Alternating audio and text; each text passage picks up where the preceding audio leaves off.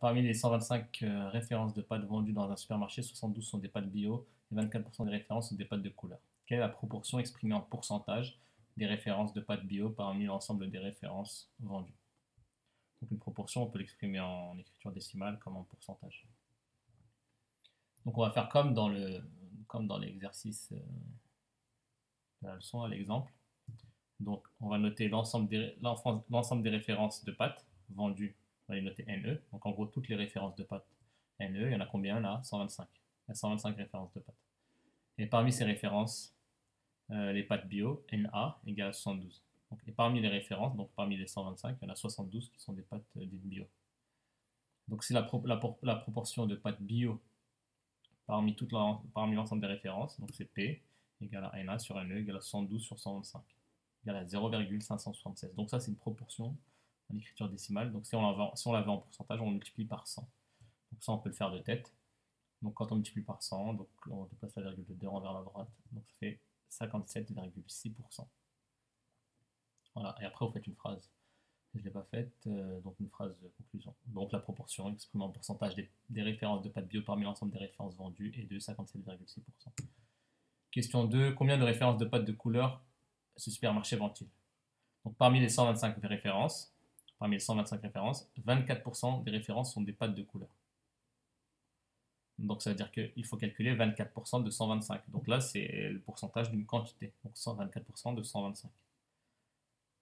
Donc il faut déterminer 24% de 125. Et donc si on veut calculer le pourcentage d'une quantité, il faut calculer la quantité multipliée par le pourcentage. Donc 125 fois 24 sur 100. Donc vous n'écrivez pas comme ça 24%, vous écrivez 24 sur 100. Donc ça c'est 24%. Et 24 centièmes, 24 sur 100, 24 septièmes, ça serait 0,24. Et 125 fois 0,24, ça fait 30. Donc ça veut dire quoi? Donc ça veut dire que ce supermarché vend 30 références de pâtes de couleur. Donc vous pouvez mettre pause, revenir. Si vous avez des questions, vous n'avez pas compris, vous m'envoyez vos questions. Question exercice 44. Un smartphone possède une capacité de stockage de 32 gigaoctets. Le système d'exploitation occupe 5 gigaoctets. Quel pourcentage P de la capacité totale du smartphone est occupé par ce système? Donc là, je vais aller plus vite. Donc là, en gros, NE, c'est 32 gigas et NA, c'est 5 gigas. Donc je ne vais pas faire de phrase, je vais directement écrire. On a P, la proportion égale à 5 sur 32. Et 5 sur 32, ça fait 0,15625. Voilà, donc ça fait combien en pourcentage? Si on dépasse la virgule de 2 vers la droite, si on multiplie par 100, ça fait 15,625%. Après, donc on peut arrondir. Donc dans certains exercices ici, c'est pas précisé, on peut vous dire arrondir au dixième, c'est-à-dire qu'il faudrait dire 15,6. Arrondir à l'unité, donc à l'unité serait 16, parce que là c'est 6. Arrondir au centième serait 15,63, parce que là c'est 5. Là c'est arrondi au millième, d'accord? Donc ça dépend, donc là on fait comme on veut, soit on arrondit à l'unité, soit au dixième, soit au centième, comme vous voulez. Donc moi j'ai laissé comme ça. Donc ce système occupe 15,625%, ça a environ 16%, donc c'est mieux de l'écrire comme ça pour de vrai, environ 16% de la capacité totale du smartphone. Question 2. Les photos, musique et vidéos sauvegardées occupent 64% de la mémoire restante.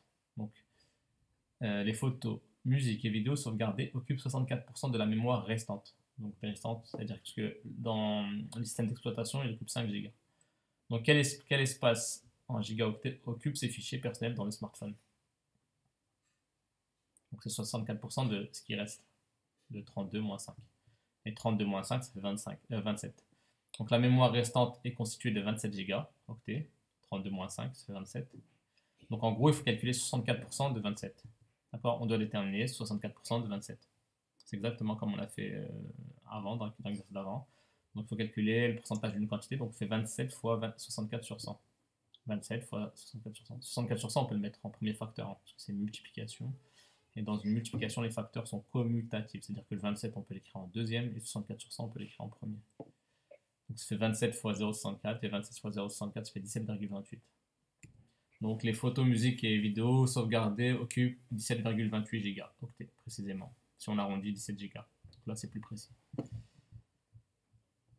Exercice suivant, 49. Lors d'un sondage pour une élection, 96% des personnes interrogées ont indiqué leurs intentions de vote. Parmi celles-ci, 52% ont donné leur préférence au candidat sortant. Donc quel est le pourcentage d'intention de vote pour le candidat sortant parmi l'ensemble des personnes interrogées? Donc là, j'ai pas fait de schéma, mais en gros, si on fait un petit schéma, c'est-à-dire que parmi tous les votants, on a 96% des personnes qui vont aller voter. Donc en gros, parmi tous ceux qui peuvent voter, tout le monde ne va pas voter. D'accord? Il y en a, ils sont inscrits, et ils vont même pas aller voter. D'accord? Donc parmi ceux qui peuvent voter, il y en a 96% qui ont l'intention de voter. Et parmi ceux qui vont voter, parmi ceux qui sont déplacés ou qui vont se déplacer pour aller voter, il y a 52% qui ont l'intention de voter pour le candidat sortant. Et nous, ce qu'on veut savoir, c'est quel est le pourcentage d'intention de vote pour le candidat sortant parmi l'ensemble des personnes interrogées. Donc en gros, c'est un pourcentage de pourcentage. Donc là, la première proportion, P1, la proportion P1 de votants parmi les personnes interrogées est 0,96.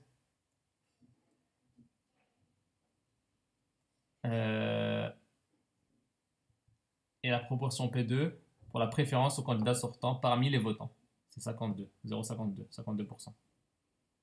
96% se fait 0,96 et 52% se fait 0,52. Et donc nous, on veut calculer le pourcentage d'intention de vote pour le candidat sortant parmi l'ensemble des personnes interrogées, que parmi ceux qui sont interrogés. Donc, d'où la proportion d'intention de vote pour le candidat sortant parmi l'ensemble des personnes interrogées, et P égale à P1 fois P2. 0,96 fois 0,52, ça fait donc 0,4992, et donc ça fait 49,92%. En gros, environ 50%. Après, on peut faire une phrase. Donc, j'ai pas fait de phrase, mais vous pouvez faire une phrase. Donc, en laissant comme ça. C'est un peu moins de 50%. Donc, ça voudrait dire qu'il ne gagne pas. S'il est en duel. Bref, exercice 55. La finale de la Coupe du Monde de rugby a lieu au Stade de France. Les joueurs sont encouragés par 75 000 spectateurs, dont 70% sont français. De plus, 85% des spectateurs étrangers et 25% des spectateurs français possèdent une licence de rugby. Recopie et complète le tableau suivant. On va compléter le tableau suivant. Donc, quelles données de l'énoncé on peut tout de suite placer? C'est 75 000 dans ce total. Total. Donc ensuite, les joueurs sont encouragés par 75 000 spectateurs, dont 70% sont français. Donc 70% de 75 000. Donc les spectateurs français, c'est 70% de 75 000. Donc c'est le pourcentage d'une quantité, donc 70% fois 75 000. Donc vous avez vu, là j'ai interverti par rapport à l'exercice précédent. C'est pour vous montrer qu'on peut faire d'abord le pourcentage et ensuite la quantité. Donc 0,7 fois 75 000, ça fait 52 500. Spectateurs français. Et français, c'est là. Donc là, ça va être 52 500. Ensuite, ici, on peut trouver le nombre de spectateurs étrangers en faisant une soustraction. 75 000 moins 52 500. D'accord? Donc spectateurs étrangers, 75 000 moins 52 500, ça fait 22 500. Voilà. Ensuite, on a quoi d'autre comme données? De plus, 85% des spectateurs étrangers et 25% des spectateurs français possèdent une licence. C'est-à-dire que parmi les spectateurs étrangers, donc parmi ceux-là, parmi les 22 500, il y en a 85% qui ont une licence. D'accord? 85% de 22 500 ont une licence.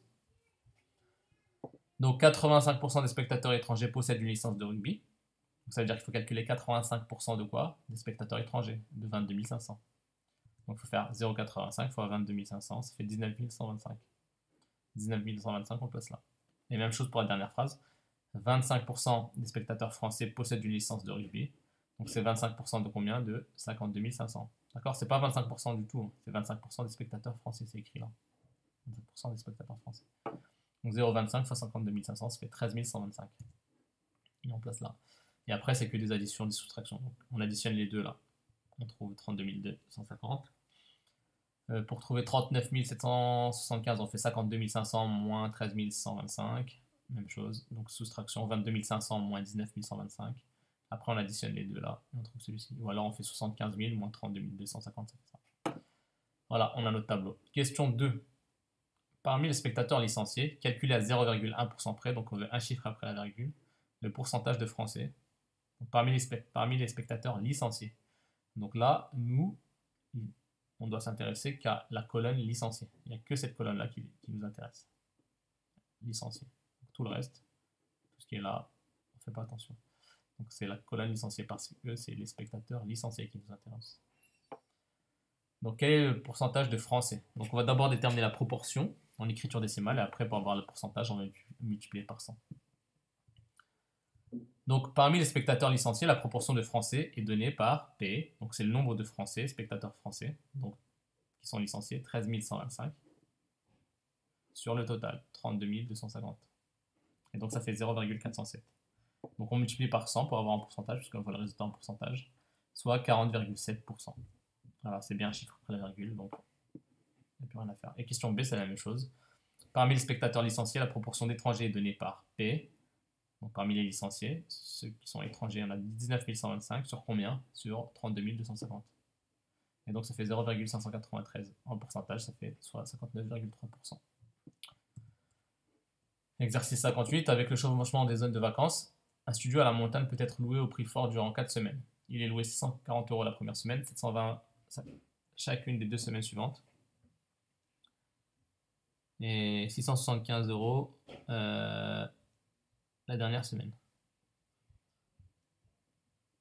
Donc, déterminer le pourcentage d'augmentation du prix du loyer entre la première et la deuxième semaine. Donc, la première semaine, 640 € et la deuxième semaine, c'est 720 €. Donc, on va calculer un taux d'évolution en fait. Le pourcentage d'augmentation, c'est le taux d'évolution. Donc là, on va d'abord le calculer en écriture décimale et après, on va multiplier par 100 de tête pour avoir un pourcentage. Donc si on utilise les notations du cours, là, du livre, c'est Q2 moins Q1 sur Q1. D'accord? Après, celle qui est la plus utilisée, c'est celle-ci. C'est valeur finale moins valeur initiale sur valeur initiale. D'accord? C'est celle-là qui est le plus utilisée. Vous pouvez utiliser celle-ci. Celle-ci, elle est propre au livre votre manuel. Bref, vous pouvez utiliser ça et ça, c'est la même chose. Mais là, c'est plus clair. Valeur finale moins valeur initiale sur valeur initiale. Donc la valeur finale, donc on passe de quoi à quoi? On passe de 640 à 720. Donc la valeur finale, c'est 720. Donc 720 moins 640 sur 640. Ça fait 0,125. Voilà, en écriture décimale. Donc en pourcentage, parce qu'on va nous en pourcentage. Donc c'est 12,5%. Donc le prix du loyer entre la première et la deuxième semaine augmente de 12,5%. Ensuite, deuxième question, déterminer le pourcentage de diminution du prix du loyer entre la troisième et la quatrième. Donc la troisième, c'est aussi 720 €, parce que c'est les 2 semaines suivantes. Et la dernière semaine, la quatrième semaine, c'est 675 €. Donc on passe de 720 à 675. Donc on a bien une diminution. Donc on va trouver un résultat négatif. Donc on a T égale valeur finale moins valeur initiale sur valeur initiale. La valeur finale, c'est 675. Et la valeur initiale, c'est moins 720 sur 720. Donc ça fait moins 0,0625. Donc en pourcentage, ça fait moins 6,25%. Donc le prix du loyer entre la première et entre la pardon, parce que j'ai fait un copier-coller entre la troisième et la quatrième semaine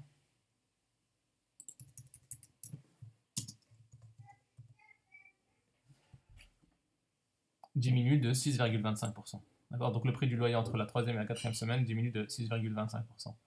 Ici, on n'a pas besoin de mettre moins parce qu'il y a écrit diminue. D'accord? Voilà. Exercice suivant, 59. Déterminer le taux d'évolution correspondant à l'énoncé. Un bac contient 15 litres de compost. À la fin du week-end, il ne contient plus que 12 litres. Donc on passe de 15 à 12 litres. Donc il faut déterminer le taux d'évolution. Donc valeur finale moins valeur initiale sur valeur initiale. Donc valeur finale 12 moins valeur initiale 15 sur valeur initiale 15. 12 moins 15, ça fait moins 3. Et moins 3 divisé par 15, ça fait moins 0,2.